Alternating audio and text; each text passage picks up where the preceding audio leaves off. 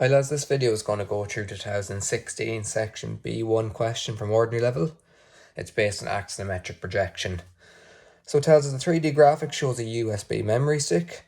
Figure B1 below shows an incomplete isometric projection of a similar USB key. The plan and elevation of the USB key are also shown in their required positions. Part A, draw the given equilateral triangle ABC and the axonometric axis X, Y and Z. Part B, draw the plan and elevation position as shown. Part C, draw the axonometric projection of the rectangular part of the USB key. And then Part D, complete the axonometric projection of the USB key by drawing the semicircular end. And the question is set to scale 1s to 1. So the first thing I'm going to do is, I'm going to position this to the left hand side of the page, as I know from the question that there's no view going out to the left. So the bottom of my triangle, point A on the left hand side, will not go any further than that. So I'm going to start with the question just below halfway point. I'm going to start with point A and I'm going to label that just there. So there's point A. And I'm told that it's 100mm wide for the equilateral triangle. So set my distance to 100mm. And that bottom left corner is point B. And because it's an equilateral triangle, I can go 60 degrees from A and B. And where they cross, I get C. And all sides are equal in angle and equal in length as well as a result. So that's A, B, C. I need to draw X, Y and Z. So basically what I need to do is go perpendicular to each side. So for example, this side here is at 60. So I go 30 degrees this way. This side here is a 60. So I go perpendicular to go 30 degrees this way. And you'll see that this line's horizontal, so I have to go vertical from point C. And you can see it passes through the center here. And what that allows me to do then is, it allows me to draw the position of my plan by extending out A, the center point originating from C, and then B.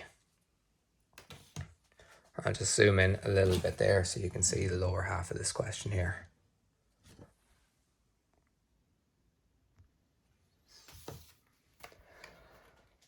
Now, the next part, the plan. So I'm going to set my plan to be about this distance away here. I've still a bit of room at the bottom of my page. I'm just going to set it to there. I need to draw my semicircle. So with that as my center, I can take my semicircle there and take my 90-degree edge. I connect this point to the center there and this point to the center there. Now I have my 90-degree edge to draw my plan. I do the exact same for my elevation.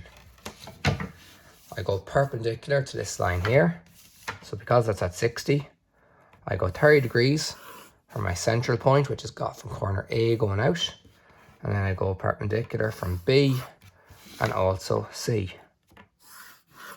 And I'll set my elevation to be about here. Still have loads of room. Once again, draw my semicircle.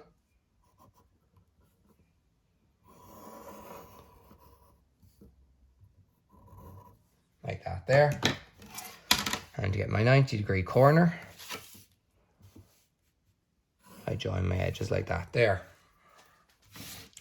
And just to show in colour, this is the corner of a room, if you imagine. There's the vertical line and the two horizontal lines going out from the corner. I'll just use colour to show that. So I'll use, for example, red, blue and green. So for example, this corner of the room here, along that edge there, is red. I'll make this edge green and I'll make this vertical edge blue. So in plan, when I look down top, I can see the red and green. There's my green corner. There's my red corner. And then when I look in this way, I see the blue and the red.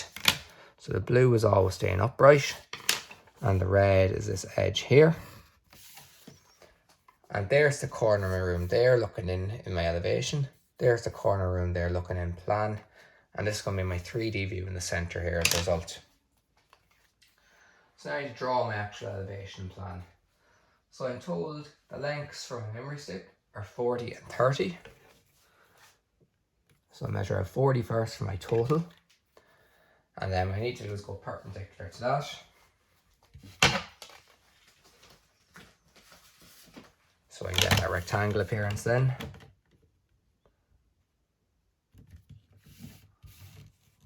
Take that line out there. And my total width then is going to be 20. That'll be going parallel there. And then measuring halfway. And I have to go 10 each side, so basically each side 10 is 5 and 5 to give me a total of 10.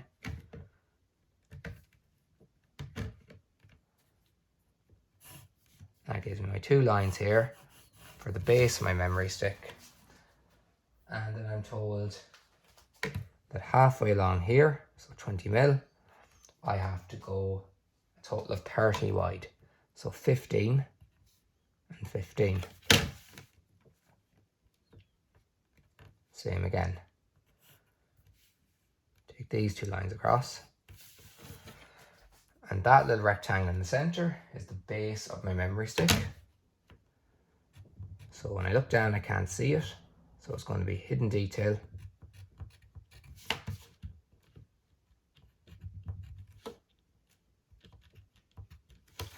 And then the outline then is going to be heavy then the rest of the way.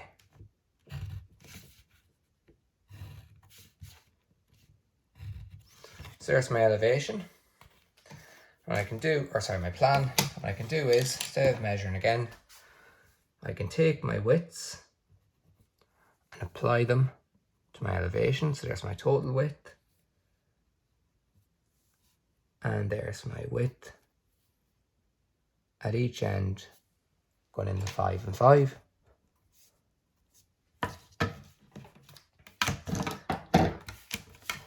And they're drawn up parallel to my blue surface as well. So make sure, take them parallel to it.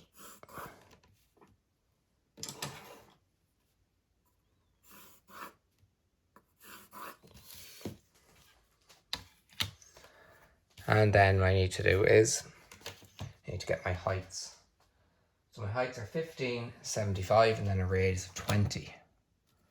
So 15, then 75, and then a radius of 20. So let's take these across first. And extend these up here.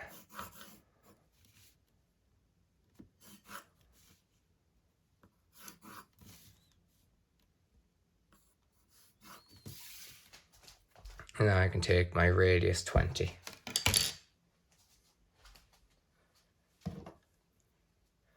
So that's my center point then. What I can do is, instead of measuring again, just get my compass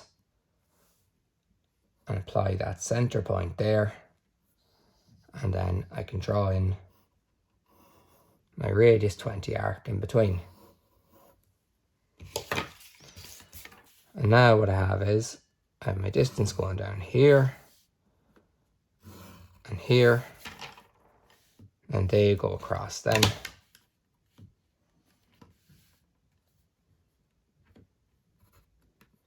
Across there, and there, and they go down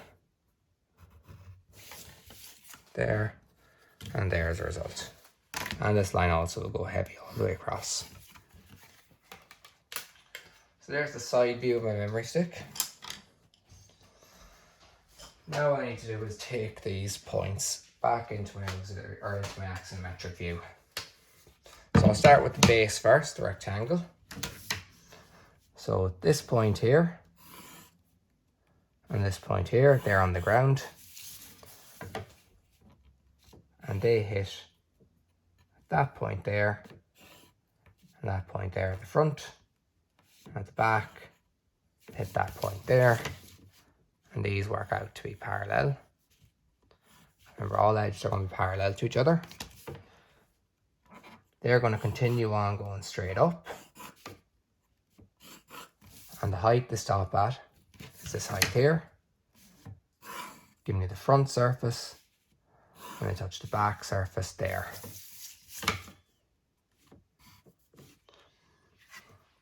So I won't draw in heavy yet because part of this rectangle here could be blocking it. So now I'm going to take my next rectangle.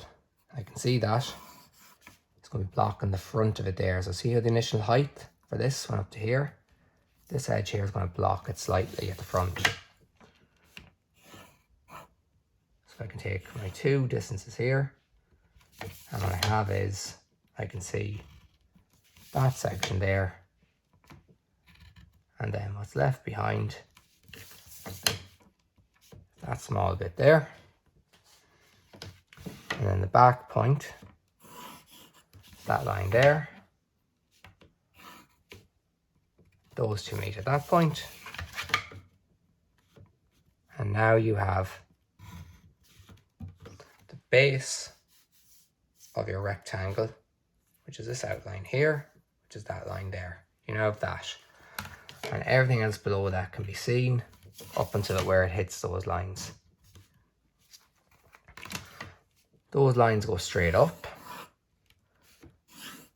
and their height is determined by where the top point here and here hits it.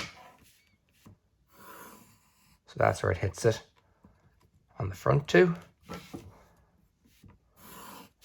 that's where it hits it on the back corner. We won't see the corner in the back there, so there's no need to take that up. So that can be taken up there heavy as well. There, up to there, and then up to there. Then what we're going to have is a curved surface here and here. The way we find that is by basically taking points. So what we need to do is divide up our circle into 30-60, or semicircle in this case. So what I'm doing is I'm getting a piece of paper to mark my measurements off.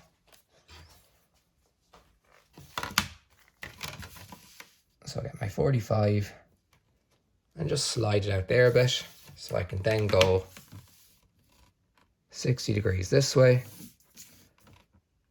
30 degrees this way, and then flipping it around 30 degrees this way. And then my set square is going to hit the wall, so what I'll do is, these distances are all equal. So I can take that distance there, mark it off, give me my last point, and then I also just need my vertical point here as well. So I'm going to take all these widths and apply them to my elevation. So to apply them,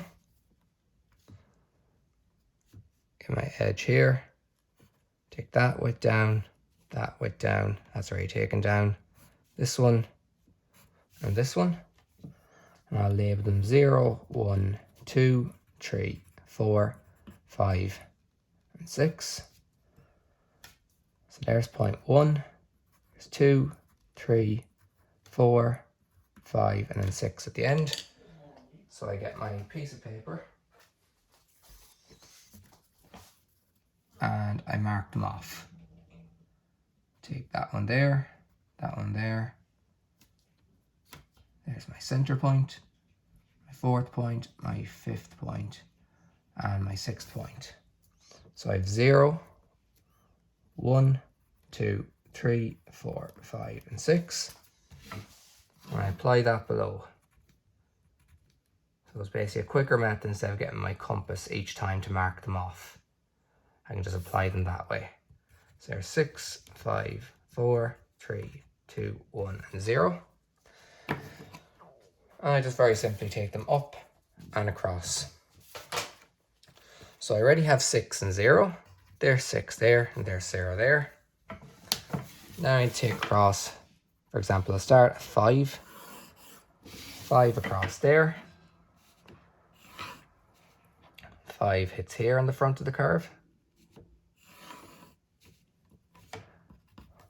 Then we have 4. Take 4 up. And then 4 across. There's 4. And I'll take 3 across. And 3 up. So that line up there hits this line here, giving me 3. And then take 2 up. And 2 and 1 are going to pass through each other. There's 2 there. And 1 up to hit that there. And that gives me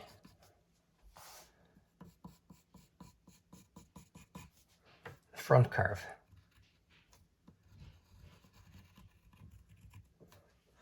Then to get the back curve, very simply what I need to do is, I need to take these points here to the back. So just take them parallel back there. Give me 1, 2, 3, 4, 5, and then 6. And it's the exact same process again. I've taken all my points down. So what I need to now do is just take these lines up to hit the original ones. There's 5. There's 4. 3. 2. 1. And 0's at the back. So 0 hits 0. So basically that's going to be hidden detail. Or sorry, we won't see it, so we won't have to actually put it in. And the last thing I need to do is take my tangent edge. So to do that, because I'm going 30 degrees this way, I take a 60-degree line from the center. Give me that point there. That's my tangent edge. And when I draw that, it gives me a line between the two. And that's where I know my curve stops then. And that completes the question. So hopefully that video helps anybody may have been stuck on that.